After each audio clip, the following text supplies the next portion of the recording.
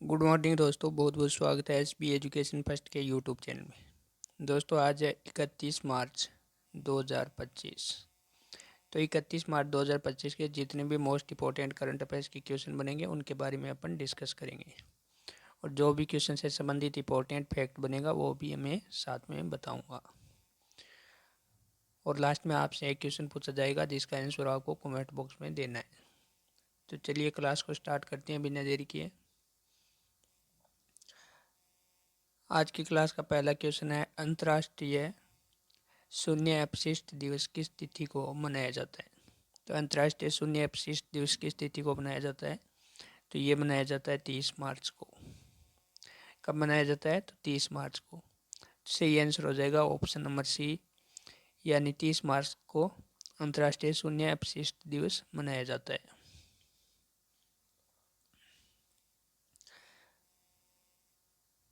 अगले क्वेश्चन की तरफ बढ़ते हैं। क्वेश्चन से पहले अपन जान लेते हैं मार्च माह में अब तक मनाए गए मोस्ट इंपॉर्टेंट डे। बात करें 1 मार्च को तो नेशनल साइंस डे मनाया गया। 2 मार्च को विश्व नागरिक सुरक्षा दिवस मनाया गया। 3 मार्च को विश्व वन्य जीव दिवस मनाया गया। 4 मार्च को राष्ट्रीय सुरक्षा दिवस मनाया गया। 7 मार्च को जन औषधि दिवस मनाया गया। आगे बात करें 8 मार्च को तो 8 मार्च को अंतर्राष्ट्रीय महिला दिवस मनाया गया। 10 मार्च को CISF की स्थापना दिवस और अंतर्राष्ट्रीय महिला न्यायाधीश दिवस मनाया गया। बात करें 12 मार्च को तो मॉरिशस दिवस। 13 मार्च को विश्व किडनी दिवस मनाया गया। 14 मार्च को पाई दिवस मनाया गया। 15 मार्च को विश्व उपभोक्ता अधिकार दिवस मनाया गया। 16 मार्च को राष्ट्रीय टीकाकरण दिवस मनाया गया। 17 मार्च को सेंट पैट्रिक दिवस मनाया गया। 18 मार्च को आयुध कारखाना दिवस मनाया गया। 19 मार्च की बात करें तो अंतर्राष्ट्रीय ग्राहक दिवस मनाया गया। 20 मार्च को विश्व गोरैया दिवस मनाया गया। आगे बात करें 21 मार्च को तो अंतर्राष्ट्रीय वन दिवस मनाया गया। 22 मार्च को विश्व जल दिवस मनाया गया। 23 मार्च को विश्व मौसम विज्ञान दिवस मनाया गया। आगे बात करें 24 मार्च को तो विश्व क्षय रोग यानी टीबी दिवस मनाया गया। 26 मार्च को पर्पल डे मनाया गया और 27 मार्च को विश्व रंगमंच दिवस मनाया गया। यानी मार्च माह में अब तक इतने मोस्ट इम्पोर्टेंट डे बनाए गए जो कि एग्ज़ाम की दृष्टि से इम्पोर्टेंट है, क्योंकि दिवस से संबंधित क्वेश्चन एग्ज़ामों में पूछा जाता है तो ये टॉपिक इम्पोर्टेंट हो जाता है, तो ये याद करना है आपको।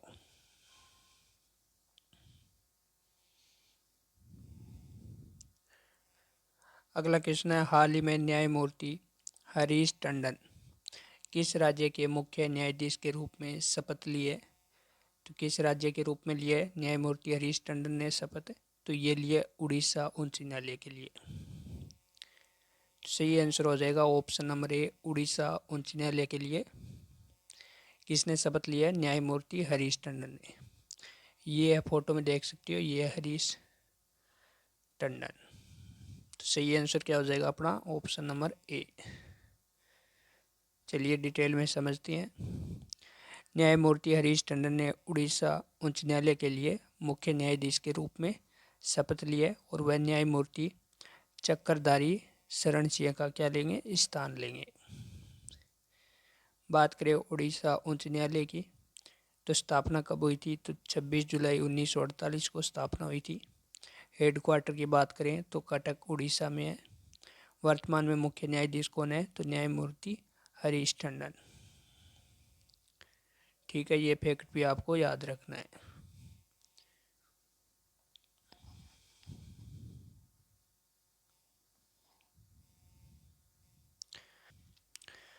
अगला क्वेश्चन है, 2032 के ओलंपिक खेलों के बाद में ध्वस्त किया जाने वाला गाबा स्टेडियम किस शहर में स्थित है। तो ये स्थित है ब्रिस्बेन ऑस्ट्रेलिया में। कहाँ स्थित है, तो ब्रिस्बेन ऑस्ट्रेलिया में स्थित है। तो सही आंसर हो जाएगा option number B. Brisbane Australia में स्थित गाबा स्टेडियम 2032 के ओलंपिक खेलों के बाद में क्या कर दिया जाएगा, ध्वस्त किया जाएगा, क्योंकि यह स्टेडियम क्रिकेट और अन्य खेल आयोजन के लिए भी प्रसिद्ध है। ओलंपिक के समापन के बाद इसे हटाकर विक्टोरिया पार्क में 60,000 दर्शकों की क्षमता वाला एक नया स्टेडियम बनाया जाएगा, जो क्रिकेट और अन्य खेल प्रतियोगिताओं के लिए तैयार किया जाएगा। 2032 के ग्रीष्मकालीन ओलंपिक खेल ऑस्ट्रेलिया में तीसरी बार आयोजित किया जाएगा। कितनी बार? तीसरी बार आयोजित किया जाएगा। इससे पहले 1956 में मेलबर्न और 2000 में सिडनी में ओलंपिक खेलों का आयोजन हो चुका है। ये फैक्ट भी आपको याद रखना है, ठीक है।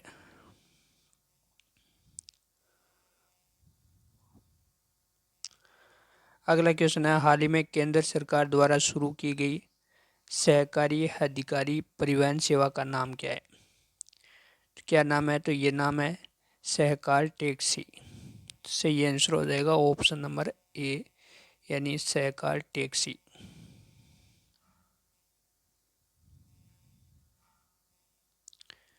केंद्र सरकार ने सहकारी मंत्रालय के तहत बाइक, कैब, ऑटो की सवारी उपलब्ध कराने के उद्देश्य से सहकार टैक्सी नामक सहकारी अधिकारी परिवहन सेवा शुरू करने की घोषणा की है।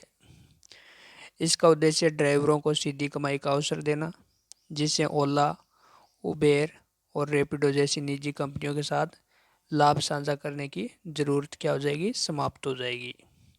ये फैक्ट भी आपको याद रखना है।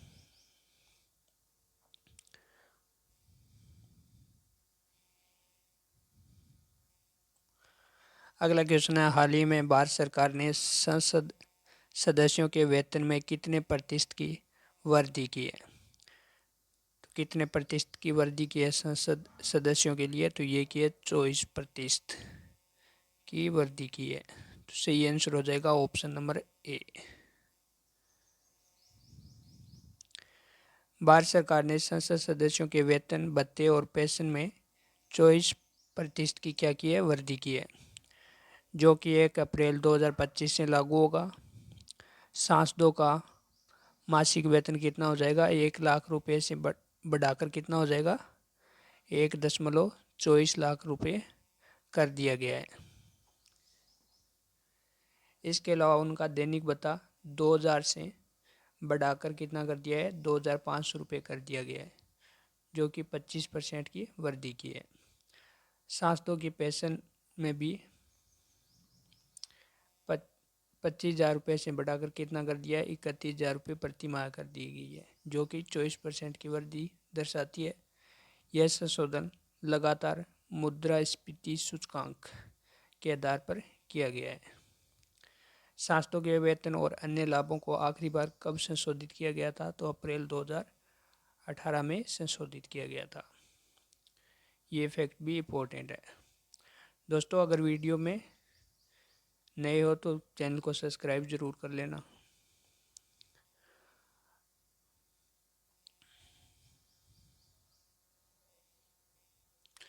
अगला क्वेश्चन है, हाल ही में किन दो देशों में 7.7 की तीव्रता का भूकंप आया है?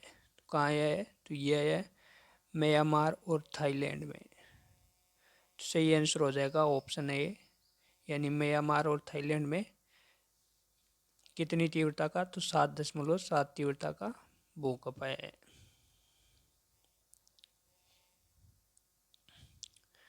अगला क्वेश्चन है, हाल ही में विश्व में सर्वाधिक दूध उत्पादन करने वाला देश कौन सा है? तो सर्वाधिक दूध उत्पादन करने वाला देश कौन सा बन गया है? तो ये बन गया अपना देश भारत। सही आंसर हो जाएगा ऑप्शन नंबर ए, यानी भारत। चलिए डिटेल में समझते हैं इसको। भारत विश्व में सर्वाधिक दूध उत्पादन करने वाला देश बन गया है। केंद्रीय पशुपालन और डेयरी मंत्री राजीव रंजन सिंह ने लोकसभा में यह घोषणा की। भारत का लक्ष्य है अगले 5 सालों में दूध उत्पादन को 300 मिलियन टन तक बढ़ाना है। भारत के बाद संयुक्त राज्य अमेरिका, चीन, पाकिस्तान और ब्राज़ील प्रमुख स्थानों पर है। भारत में उत्तर प्रदेश, राजस्थान, मध्य प्रदेश, गुजरात, पंजाब मुख्य रूप से दूध उत्पादन में अग्रणी राज्य है। 1970 में शुरू हुई ऑपरेशन फ्लड, ये इंपॉर्टेंट लाइन है भाई। 1970 में शुरू हुई ऑपरेशन फ्लड के कारण भारत दूध उत्पादन में क्या बना था, आत्मनिर्भर बना था। बात कर लेते हैं टॉप 3 देशों की। तो पहले नंबर पे भारत, दूसरे नंबर पर अमेरिका और तीसरे नंबर पर चीन। ठीक है, ये फैक्ट भी याद रखना है, एग्जाम की दृष्टि से मोस्ट इम्पोर्टेंट है।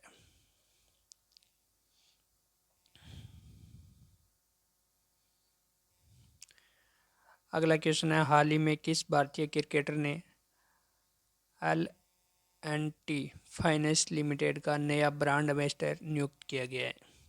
किस क्रिकेटर को नियुक्त किया गया है? तो ये नियुक्त किया गया है जसप्रीत बुमराह को। सही आंसर क्या हो जाएगा, ऑप्शन नंबर सी, यानी जसप्रीत बुमराह को L&T फाइनेंस लिमिटेड का क्या ब्रांड एम्बेसडर नियुक्त किया गया है। फोटो में देख सकते हो, ये है Jasprit Bumrah. L&T finance limited ने भारतीय क्रिकेटर जसप्रीत बुमराह को अपना क्या नया ब्रांड एम्बेसडर नियुक्त किया है। अच्छा, जान लेते हैं L&T फाइनेंस लिमिटेड के बारे में। तो भारत की एक क्या प्रमुख गैर बैंकिंग वित्तीय कंपनी है। स्थापना कब हुई थी? तो नवंबर 1994 में इसकी स्थापना हुई थी। हेडक्वार्टर कहाँ है? तो मुंबई, महाराष्ट्र में। MD व CEO कौन है वर्तमान में? तो MD व CEO है सुदीप्त रॉय।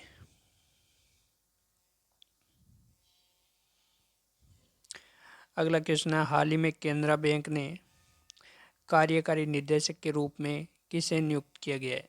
तो किसे नियुक्त किया गया है केनरा बैंक का कार्यकारी निदेशक यानी CEO?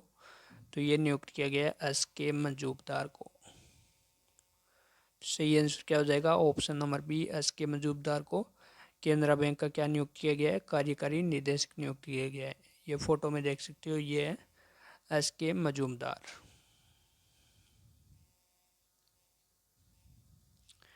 केनरा बैंक ने SK मजूमदार को 24 मार्च 2025 से प्रभावी रूप से अपना क्या कार्यकारी निदेशक नियुक्त किया गया है। ये किन का स्थान लेंगे? ये स्थान लेंगे के सत्यनारायण राजू का स्थान लेंगे। अच्छा, बात आ गई है केनरा बैंक की। तो केनरा बैंक भारत का एक प्रमुख क्या है, सार्वजनिक क्षेत्र का बैंक है।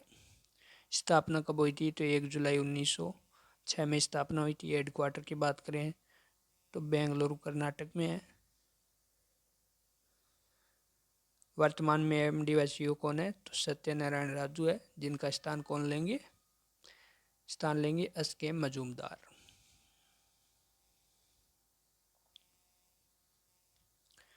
अगला क्वेश्चन है, हाल ही में भारतीय पुरातत्विक सर्वेक्षण ने लगभग 110 मेगालिथिक संरचनाओं की खोज किस राज्य में की है?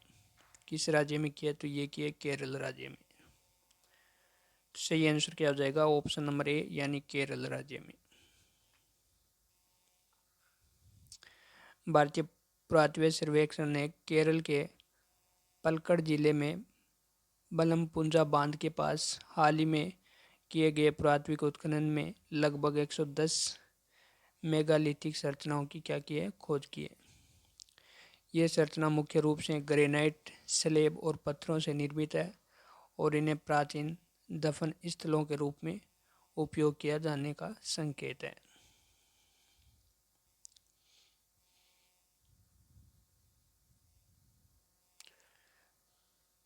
चलिए अब कर लेते हैं पिछली क्लास का रिवीजन। हाल ही में खेलो इंडिया पैरा गेम 2025 में शीर्ष स्थान किसने हासिल किया था? तो ये किया था हरियाणा ने। अगला, हाल ही में किस देश ने ब्रिक्स द्वारा स्थापित न्यू डेवलपमेंट बैंक में शामिल होने की घोषणा की है? तो ये की है इंडोनेशिया ने। अगला, हाल ही में समान नागरिकता संहिता लागू करने वाला देश का दूसरा राज्य कौन सा बनेगा? तो ये बनेगा गुजरात। हाल ही में उत्तर प्रदेश सरकार ने किस शहर में डॉल्फिन स्पारी बनाने की घोषणा की है? तो ये की है वाराणसी में। अगला, हाल ही में बांग्लादेश ने अपना कितवां स्थापना दिवस मनाया था? तो 55वां स्थापना दिवस मनाया था।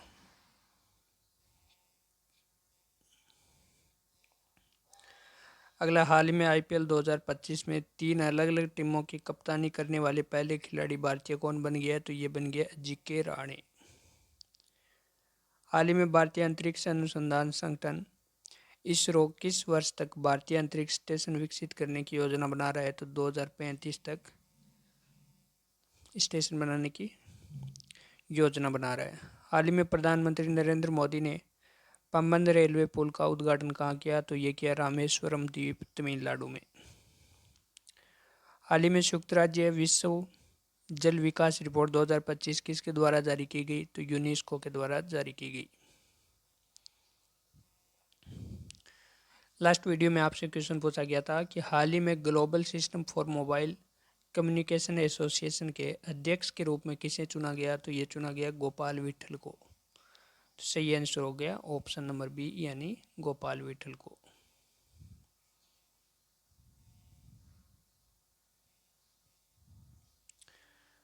आज का क्वेश्चन जिसका आंसर आप लोगों को कमेंट बॉक्स में देना है, क्वेश्चन है हाल ही में एशियाई कुश्ती चैंपियनशिप 2025 में कांस्य पदक किसने जीता है? 4 ऑप्शन दिए हुए, सही ऑप्शन चुनकर आंसर आप लोगों को कमेंट बॉक्स में देना है। दोस्तों आज के लिए इतना ही। अगर वीडियो अच्छा लगे तो वीडियो को लाइक करना, शेयर करना और यूट्यूब चैनल को सब्सक्राइब करना। मिलते हैं नेक्स्ट वीडियो में। जय हिंद, जय भारत।